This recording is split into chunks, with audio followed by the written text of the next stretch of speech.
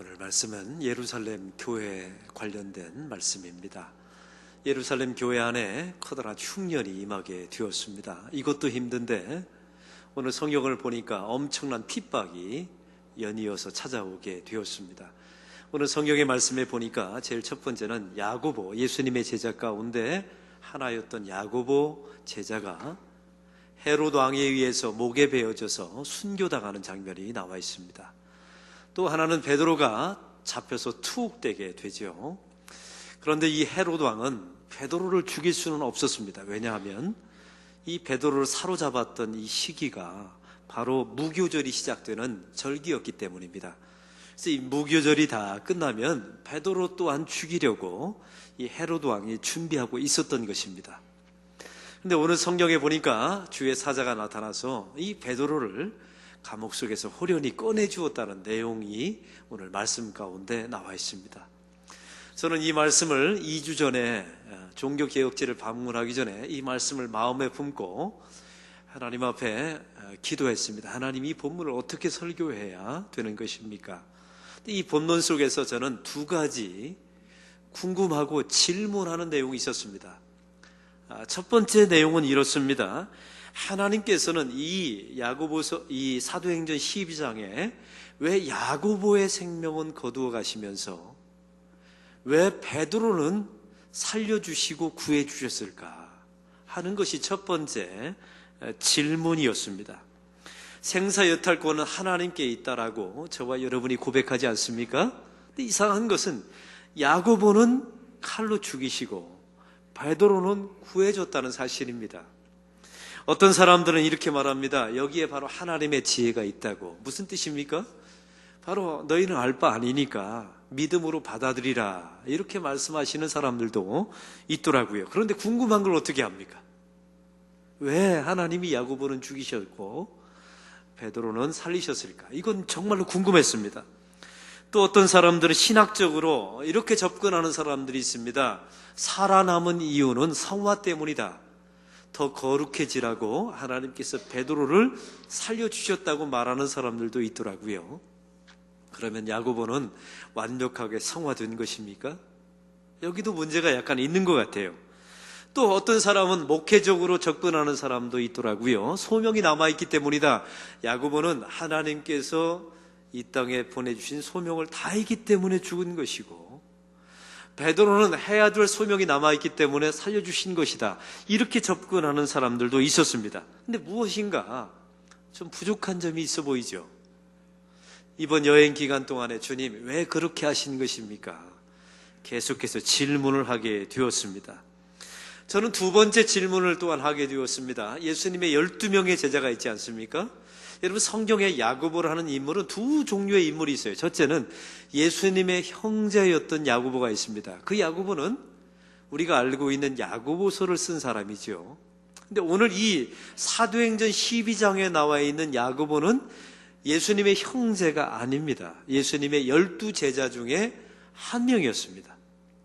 12명의 제자가 있는데 그 중에 11명의 제자가 순교하게 되지 않습니까? 그러면 왜 하나님께서는 첫 번째 순교자로, 예수님의 제자 중에 첫 번째 순교자로 야고보를 선택하셨을까요? 이게 두 번째 질문입니다. 여러분, 우리가 알다시피 우리 개신교, 우리 사도행전의 전체 2000년의 역사 가운데 첫 번째 순교자는 평신도 스데반 집사였습니다.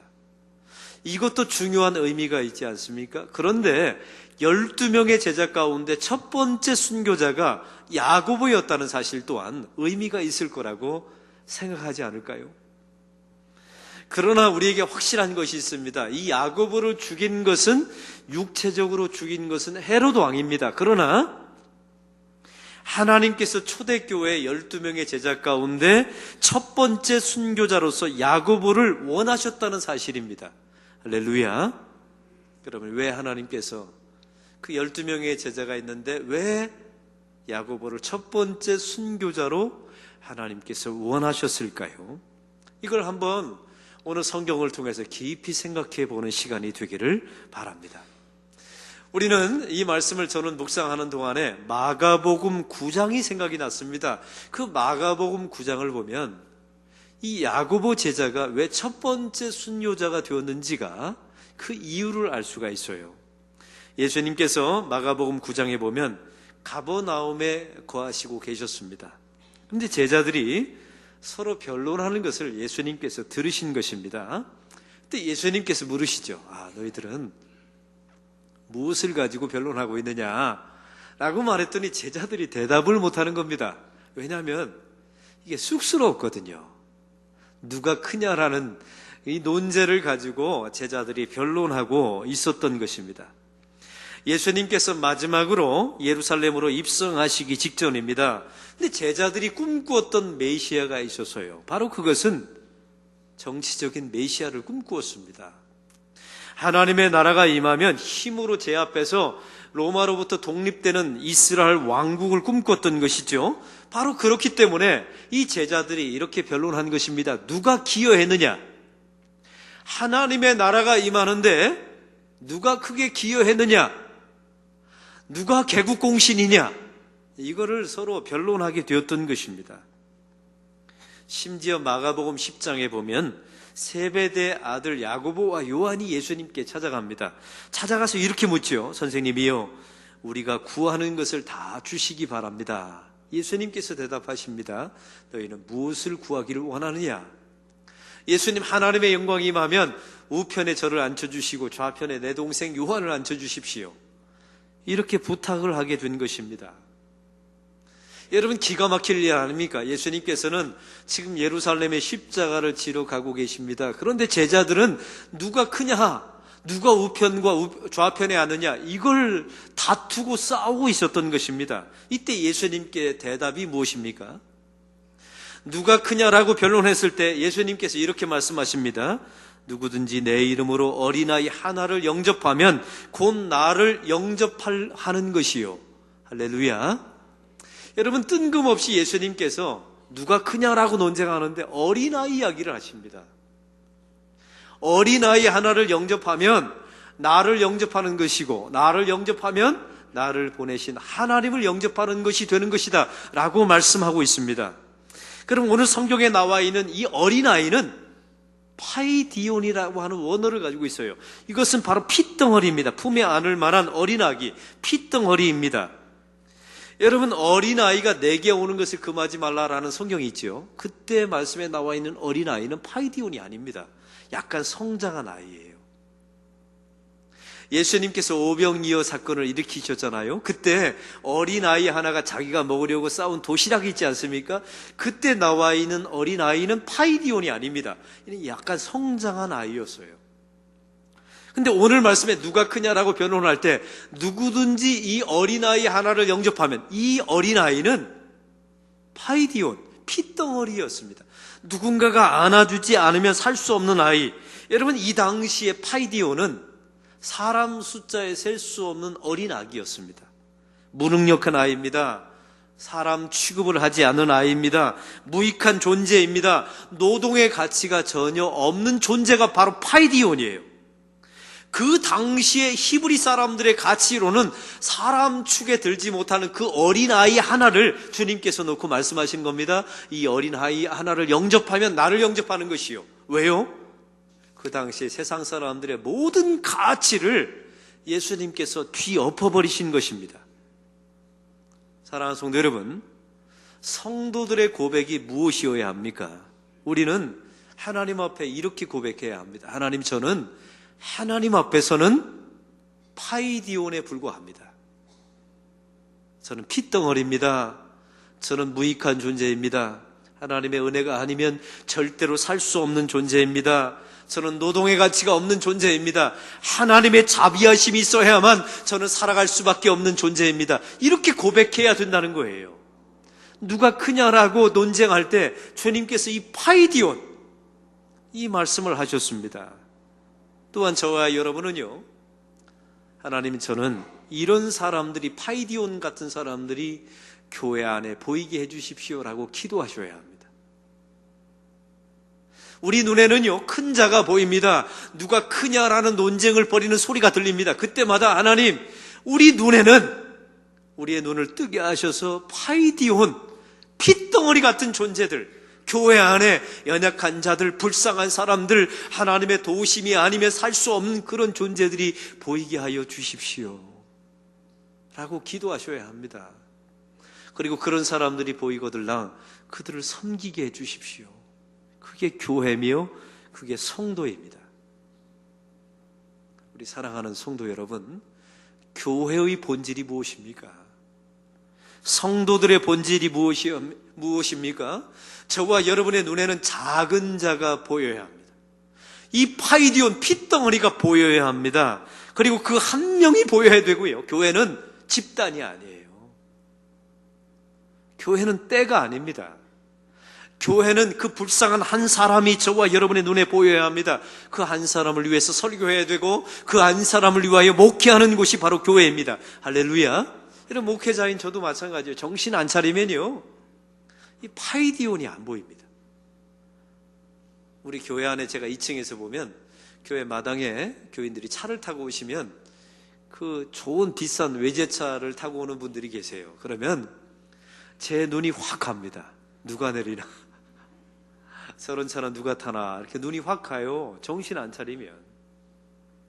제가 헌금 통계가 주일마다 저한테 올라오거든요. 그러면 제 눈이 어디로 먼저 갈까요?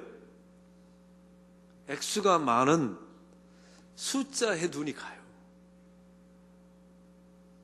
정신을 차려야만 이 10,000원 헌금 낸, 11조 낸 불쌍한 가난한 과부가 눈에 띕니다.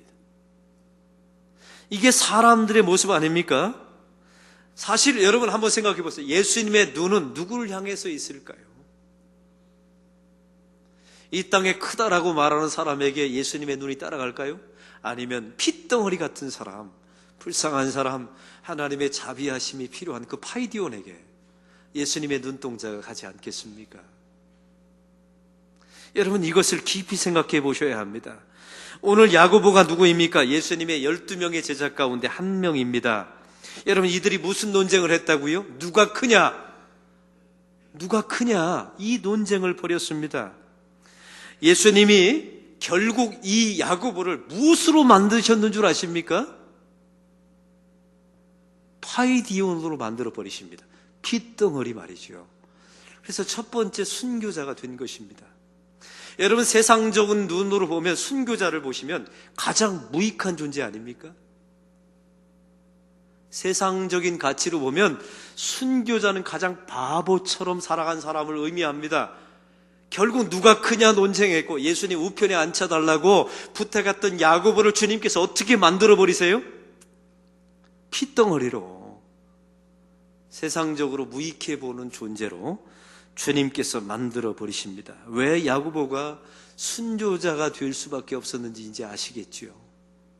순교자는 파이디온 같은 존재였기 때문에 그렇습니다.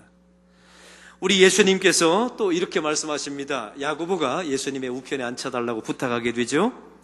이 말을 단순하게 말한다면 주님, 저를 첫 번째가 되게 해주십시오라고 부탁한 것입니다. 사람들의 마음속에는 다 첫 번째가 되고 싶은 마음들이 있습니다. 이때 예수님께서 이렇게 대답하십니다. 너희가 구하는 것을 알지 못하는도다. 너희는 내가 마시는 잔을 마실 수 있느냐? 너희는 내가 받는 세례를 받을 수 있느냐라고 물으십니다.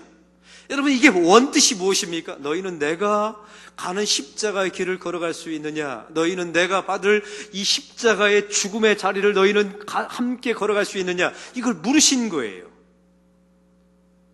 이때 야고보가요, 이 의미를 알지 못하고 대답합니다. 주님, 제가 그 길을 갈 수 있습니다 라고, 이 뜻도 모르고 주님, 제가 가겠습니다 라고 대답을 했습니다. 그러나 이 대답이 예언이 된 것 아닙니까? 주님께서 이 야고보의 대답을 기억하고 계셨던 것입니다. 너희는 순교자의 길을 걸어갈 수 있느냐? 너희는 십자가의 길을 걸어갈 수 있느냐? 너희는 핍박의 길을 걸어갈 수 있느냐? 주님, 갈 수 있습니다. 뜻도 모르고 대답했을 때, 그러냐? 그럼 내가 기억하마. 우리 주님께서 기억하셨다가 야고보를 예수님의 12명의 제자 가운데 첫 번째 순교자로 삼으셨습니다. 왜 야고보가 예수님의 12명의 제자 가운데 첫 번째로 순교했는지 이제 아시겠죠? 우리가 뜻도 모르고 아멘, 할렐루야라고 대답할 때 주님께서는 그걸 기억하고 계셨다가 주님께서 성취해 주실 줄로 믿습니다. 야고보가 순교 직전에 이제 헤롯 왕이 칼로 야고보의 목을 내리치지 않습니까? 그때 야고보가 아마 분명히 이런 고백을 했을 것입니다. 하나님, 예수님이 말씀하신 그 잔이 바로 이 잔이었군요. 예수님께서 그 마가복음 10장에 말씀하셨던 그 세례가 이 순교의 세례였군요. 이걸 그제서야 야고보가 알게 되었을 것입니다. 이 성경 속에 예수님의 제자 야고보는 세상에서의 첫 번째가 되고 싶었습니다. 그러나 하나님은 야고보를 하나님 나라의 첫 번째로 삼아 주셨습니다. 순교자로 말이죠. 12명의 제자 가운데 제일 먼저 주의 복음을 위하여 죽을 수 있는 특권과 영광을 야고보에게 하나님께서 주신 것입니다. 세상의 모든 사람들은 누가 크냐라고 변론합니다. 누가 우편이냐, 누가 좌편이냐, 이 싸움을 벌이게 되죠. 야고보와 요한만 그랬던 것이 아닙니다. 여러분 마가복음 10장에 보면요, 야고보와 요한이 예수님의 우편과 좌편에 앉혀달라고 말하잖아요. 이걸 들은 나머지 10명의 제자들이 얼마나 기분이 나빴던지 성경에 보니까 화를 내었다라고 적혀 있습니다. 여러분 여기에는 역설적인 의미가 담겨 있죠. 이 폴 트루니에라고 하는 심리학자이면서 신학자가 이런 말을 했습니다. 잘 들어보십시오. 사람이 어떤 일에 분노하는 것은 자기도 그 일을 하려는 마음이 있다는 것을 반증하는 것이다 라고 말한 바가 있습니다. 아주 정확한 표현입니다. 10명의 제자들이 왜 화를 냈다고요? 자기들도 첫 번째가 되고 싶었던 마음들이 있었다는 반증이에요. 유독 어떤 사람들을 보면 어떤 사건에 어떤 사람에 분노하는 사람들이 있습니다. 자기도 그 자리에 서면 얼마든지 그럴 가능성이 있다는 사실을 반증하는 내용입니다. 어떤 사람을 보면요, 나라와 정치권과 대통령을 그렇게 비난하고 분노하는 사람들이 있어요. 그런 사람을 만나면 이렇게 생각하시면 됩니다. 그 사람도요, 똑같은 자리에 가면 그 사람들과 똑같은 반응을 보일 가능성이 있다는 사실입니다. 여러분, 우리가 민주화 세대를 보면 얼마나 나라에 대해서, 여러분 독재에 대해서 저항하고 항거했습니까? 그들이 분노했습니다. 근데 민주화 세대가 나중에 보니까 다 국회의원이 되어서 국회의사당에 입성했어요. 다 이 사람들이 민주화 투쟁을 했던 사람들이고 다 총학상회장 출신들 아닙니까? 나중에 봤더니 이 사람들이 비리의 주범이 되어 있더라고요. 보십시오. 예수 믿는 사람들은요, 대통령에 대해서 비난하거나 분노하지 않습니다. 무엇을 합니까? 기도합니다. 우리는 우리 자신의 삶의 현장 속에서 내가 얼마나 하나님 앞에 바르게 살 것인가를 결정하고 자기의 몫을 감당하는 사람들이 바로 그리스도인인 줄로 믿습니다. 오늘 성경 속의 야고보를 보십시오. 누가 크냐 논쟁했던 사람입니다.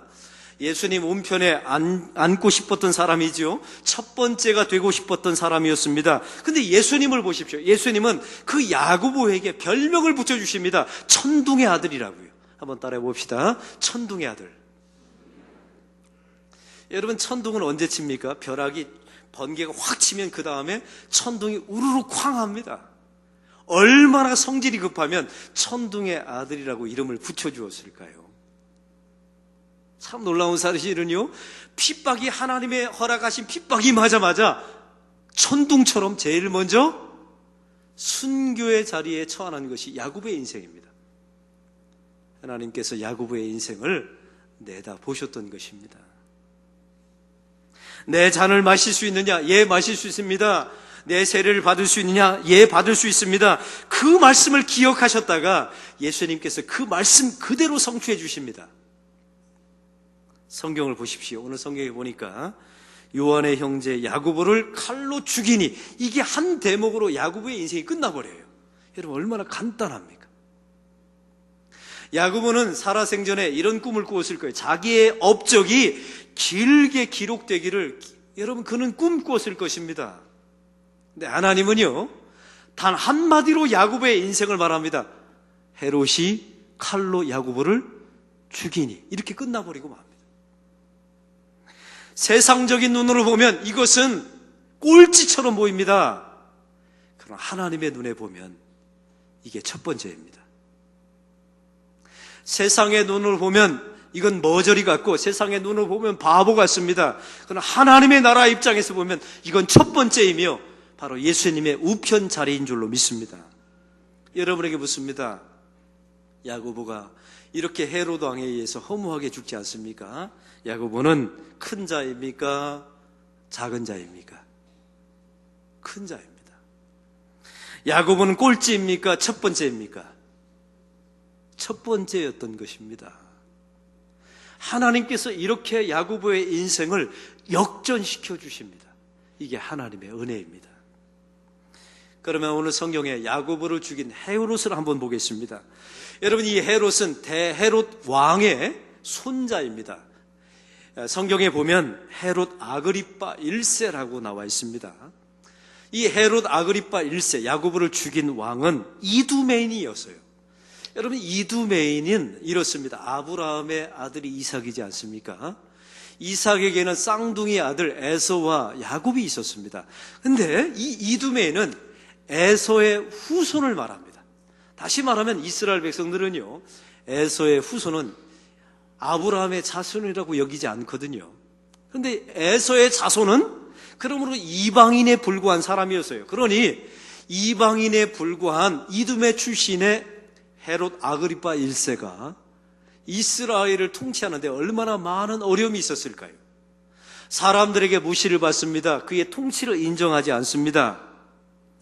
이런 헤롯이 이스라엘을 통치하는 방법은 두 가지 방법이었어요. 첫째는 당근과 두 번째는 채찍의 방법이었어요.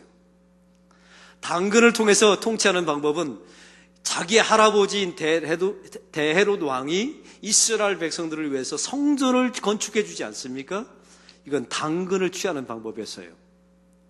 자기의 할아버지 헤롯이 채찍을 취하는 방법이 있었습니다. 여러분 잘 기억하시죠? 예수님이 태어났을 때 동방박사가 헤롯 왕에게 찾아가서 뭐라고 말합니까? 이스라엘 땅에 메시아가 태어났다, 이스라엘의 왕이 태어났다고 말합니다.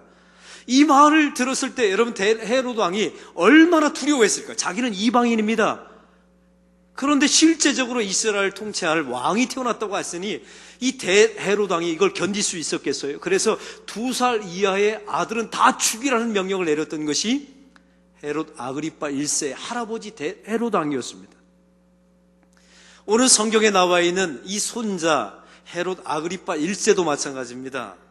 자기의 정권이 흔들리니까 유대인들의 환심을 사고 싶어서 했던 일이 있었어요. 그것이 바로 예수님의 제자 야고보를 칼로 죽인 것이었습니다. 세상적으로 보면 야고보와 헤롯 아그리빠 1세를 보십시오. 누가 큰 자입니까? 세상적인 눈으로 보면 헤롯 아그리빠 1세가 훨씬 큰 자입니다. 사람들의 선망의 대상이죠. 사람들은 다 헤롯 아그리빠 1세처럼 살기를 소망합니다. 그런데 오늘 성경의 10장의 마지막 절에 보면 기가 막힌 내용이 나옵니다. 이 헤롯 아그리빠 1세는 그 당시에 가장 명연설가였다고 합니다. 사람들 앞에서 연설을 하니까 사람들이 이렇게 말합니다. 저 헤롯이 신이냐 인간이냐라고 말합니다. 그러면서 사람들이 환호합니다. 당신은 우리의 하나님이십니다. 당신은 우리의 신이십니다. 라고 이 헤롯 아그리빠 1세를 축켜 세우죠. 이 말에 헤롯 아그리빠 1세가 환호하고 그 모든 것을 받아들입니다. 하나님이 싫어하셨죠. 그래서 성경에 보니까 하나님이 치사 벌레 충이 먹어 죽었더라 라고 나와 있습니다. 사랑하는 성도 여러분, 누가 큰 자입니까? 이 마지막을 보십시오. 누가 큰 자입니까? 누가 첫 번째입니까? 이 마지막을 보면 분명하게 알 수 있다는 사실입니다. 저는 이번에 우리 북부 시찰 주간으로 종교개혁지를 방문하게 되었습니다. 6개국 마틴 루터의 종교개혁의 발자취를 따라서 순례를 했습니다. 내년이 되면 마틴 루터가 종교개혁한 지 500주년이 되는 해입니다. 그래서 그걸 기념해서 우리가 갔는데요, 저는 두 군데 장소가 가장 인상 깊었어요. 첫 번째는 파리를 방문했을 때 개선문이었습니다. 여러분, 개선문이 어떻게 만들어진 줄 아십니까? 여러분 아시죠? 나폴레옹이 여러분 유럽 전체를 점령하였을 때 전쟁에서 148면을 148전쟁을 연속해서 승리합니다. 이게 얼마나 대단한 전쟁입니까? 148번을 단 한 번도 지지 않고 전쟁에서 계속 승리해요. 그러니까 사람들이 황제로 추대했습니다. 황제가 되었지요. 세상에서 무서울 것이 없었습니다. 유명한 말을 하죠. 내 사전에는 불가능이 없다. 거기서 말한 겁니다. 그래서 파리에 있는 시민들에게 명령을 내립니다. 나를 위해서 이제 148번째 전쟁에서 승리했으니까 내가 개선할 때 들어갈 문을 만들라고 명령합니다. 그게 바로 개선문이에요. 그래서 파리의 시민들이 엄청난 돈을 들여서 개선문을 거대하게 세웁니다. 근데 놀라운 사실은요, 이 나폴레옹이 148번째 승리하고 149번째 전투에서 실패합니다. 패배하죠. 러시아와 영국과의 전쟁에서 2번이나 실패해서 나폴레옹은 전사하고 맙니다. 나폴레옹이 죽기 직전에 유언을 하게 되죠. 나를 파리에 묻어달라고 부탁합니다. 이때 나폴레옹의 군대들이 나폴레옹의 시신을 메고 어느 문을 통과했는 줄 아십니까? 개선문이었습니다. 이 이야기를 개선문 앞에서 가이드가 우리에게 설명하는데 우리가 다 이렇게 기도했습니다. 하나님, 이렇게는 살지 않도록 도와주십시오. 하나님, 세상에서 이렇게는 살지 않도록 저를 도와주십시오. 우리는 기도했습니다. 세상에서 첫 번째로 생각했습니다. 살아서 개선문을 통과해서 그는 입성할 줄 알았지요. 그러나 그는 자기가 세운 자기 숭배물이었던 개선문 안에 자기 시신이 통과할 수밖에 없었습니다. 이게 인생입니다. 우리는 그 앞에서 이렇게는 살지 않도록 하나님께 기도했습니다. 두 번째 장소는요, 체코를 방문했을 때 존 후스를 기념하는 기념교회당이었어요. 여러분, 존 후스는 마틴 루터보다 200년 먼저 태어난 사람입니다. 200년 먼저 태어나서 종교개혁을 주관했어요. 그러나 그때는 구텐베르크 인쇄술도 없었습니다. 그를 도와주는 주교들도 없었어요. 그래서 그는 화형에 처해져서 순교당했습니다. 그가 화형을 당하는 장면을 그려놓은 기념교회를 저희들이 방문했어요. 장작불이 쌓여있고 존 후스가 기둥에 매달려 있고 그 밑에 불이 활활 타오르면서 가장 고통스럽게 죽는 존 후스의 모습이 전신이 그려져 있는 교회당을 우리가 방문했습니다. 그 교회당에서 우리가 뭐라고 기도했을까요? 하나님, 저희들도 이렇게 살게 해주십시오. 하나님, 저희들도 이 길을 따라갈 수 있도록 힘과 용기를 주십시오. 라고 기도했습니다. 사랑하는 성도 여러분, 꼴찌처럼 보입니다.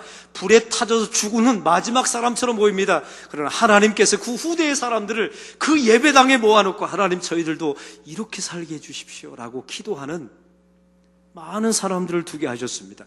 누가 첫 번째이고 누가 마지막 죄입니까? 이 시대의 교회와 성도들은 한 가지 기억하셔야 합니다. 세상에 누가 크냐의 가치가 교회 안에 들어오지 않도록 목숨을 걸고 지켜내야 합니다. 할렐루야. 세상이 말하는 누가 크냐의 가치가 교회에 오면 바뀌어야 합니다. 파이디온 같은 존재가 가장 큰 존재라고 주님께서 말씀하고 있습니다. 세상에서 첫 번째가 되기를 원하는 사람들이 있습니까? 주님께서 십자가 앞에, 고난 앞에 첫 번째로 살아가라고 주님께서 말씀하고 있습니다. 저는 이번에 또한 독일을 방문했습니다. 마틴 루터가 활동했던 그 지역 안에 루터 교회가 세워져 있더라고요. 이건 개신교회입니다. 우리 안락교회 본당의 3배 정도 크기였어요. 우리가 주일날 독일 사람들과 함께 그곳에서 예배를 드렸습니다. 근데 기가 막힌 것은 교인이 40명밖에 안 됐습니다. 마틴 루터가 종교개혁을 했을 때는 그 교회가 가득 찬 교회였답니다. 근데 500년이 지난 그 독일 교회는 노인들만 40명이 앉아 예배 드리는 교회가 돼버렸습니다. 주일학교 학생이 딱 2명밖에 없더라고요. 무엇이 이 독일 교회를 500년 만에 이렇게 쇠락하게 만들었을까요? 2가지 이유 때문입니다. 복음을 잃어버렸습니다. 마틴 루터가 생명을 걸었던 그 복음, 예수의 복음, 오직 은혜, 오직 말씀, 오직 성경, 이 복음을 독일 교회가 잃어버린 겁니다.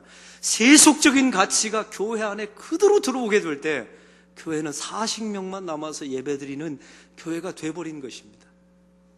우리는 그 자리에서 기도했습니다. 하나님, 우리 안락교회와 우리 조국의 교회가 이런 길을 걸어가지 않도록 도와주십시오. 기도했습니다. 사랑하는 성도 여러분, 교회는 세상에 대하여 손해볼 것만 연구하면 됩니다. 교회는 세상에 대하여 바보처럼 굴면 됩니다. 그러면 교회는 살 것입니다. 세상에 누가 크냐의 가치가 교회 안에 절대 들어오지 않도록 저와 여러분이 기도하셔야 합니다. 교회 안에는 우리가 하나님 앞에 핏덩어리임을, 우리가 파이디온임을 하나님 앞에 고백하시길 바랍니다.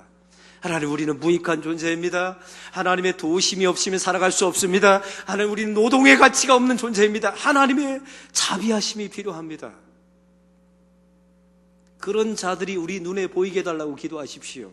그런 자들을 섬기시기 바랍니다. 그러면 세상이 흉내낼 수 없는 방식이 교회 안에 이루어지게 될 때 교회는 예수님의 재림할 때까지 부흥하게 될 줄로 믿습니다. 세상의 방식을 거꾸로 해야 합니다. 우리 오늘 성경을 보십시오. 첫 번째가 되고 싶었던 사람, 세상의 권력과 힘의 첫 번째가 되고 싶었던 사람을 주님께서 순교의 첫 번째로 삼아 주셨습니다. 이게 교회의 역사입니다. 누가 크냐, 누가 첫 번째냐, 이게 한국 교회 안에 지금도 남아있어요.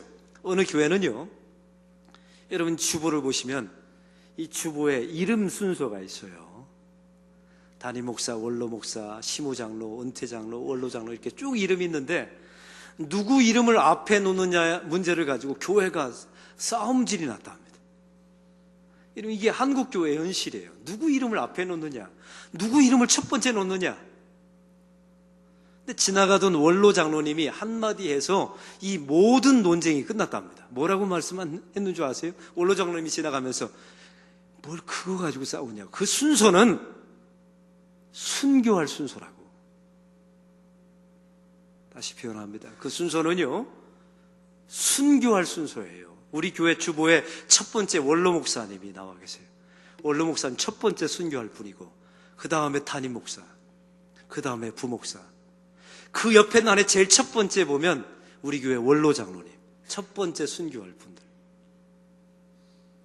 이게 순서입니다.